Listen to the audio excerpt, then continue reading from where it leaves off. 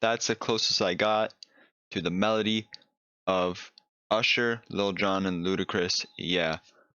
So the first thing I did was went to the channel rack here, click this plus button, went to Citrus, it's down here. Then this pops up, you're going to click this arrow on the top left, go to the presets. A bunch of these are going to show up, and the one you're looking for here is going to be Gold Saw, right down to the bottom of synth string. Gold Saw. You're going to have all these presets and whatnot.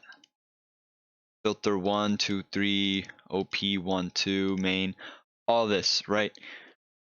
The first thing you do before you even copy the stuff I have, you're going to go to FX, these D1, 2, 3, and R. You're going to turn it off, all of them off. Because what this does is add delay. So turn it off, no delay. First thing you do. And then what you do is go back to the channel rack, turn this to 1. That's going to be your mixer setting. And then you copy all the settings I have here. So you go main, copy all this, the modulation, the release, the attack, all this filter volume stuff. Pause the video, get it all. OP1, copy this. I don't think I changed this that much, but copy. 2, one major change was I click this button right here. Copy. Filters. Pause the video. Filter 3. Then the FX, don't forget, turn the delay off. Copy all that. Once you have that copied, you can play around with it a little bit more to try and make it sound more like the song. I did this in 10 minutes.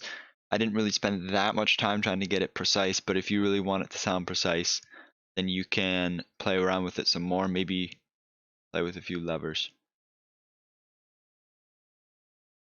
And that is just a Citrus.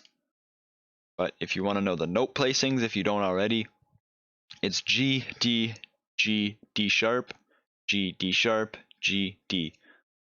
But what you actually want to do is put these an octave below. So usually it would be right here. See, doesn't that sound like the song? But you're going to want to go below and have it slide up to the next G. So this is G5 right here. This is G4. So it's going to slide up. So it sounds, see how it raises in octave? So that is the perfect thing that you're going to want to do. Make sure you do it for every note. But for G, you're going to want to make it bigger. See, this is the smallest option, well, in my grid pattern, and you're going to want to have it the double. In D, you have it the smallest option, and G, you have it the biggest option.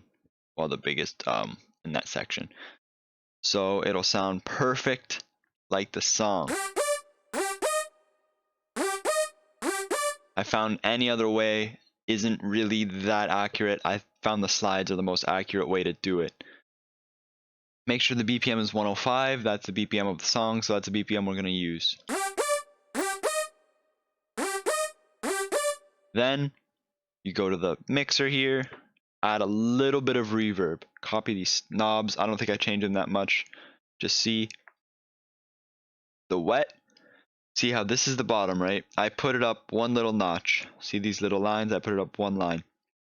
Dry all the way at the top. You can even go maybe right there, but I went to the top.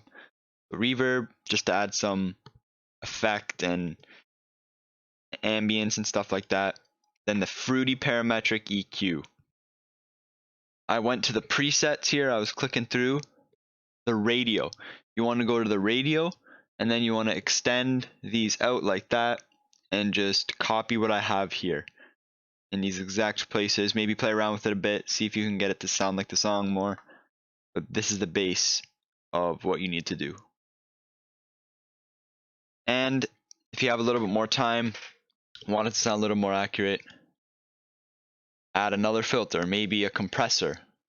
If you would like to do that, maybe the Fruity Love filter, maybe another EQ, any type of filter, limiter, whatever you want to try and make it sound like the song. What I did was I went back and forth between listening to the song and this, even put this on top of the song on perfect time to see if I can lower the volume of that, this and that, to see, if it sounds any different. And this is the closest I got. So I hope this helped, and thank